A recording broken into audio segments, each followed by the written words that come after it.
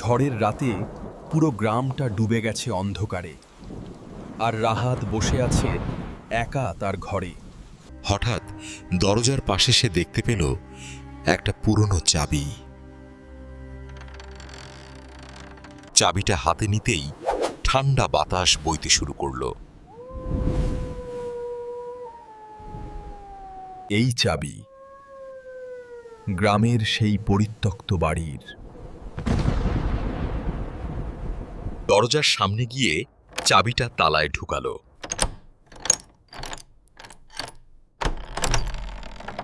দরজা খোলার সাথে সাথে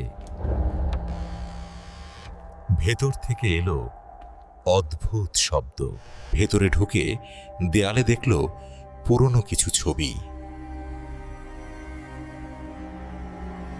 একটা ছবিতে সে নিজের মতো দেখতে কাউকে দেখল, কপলার্স।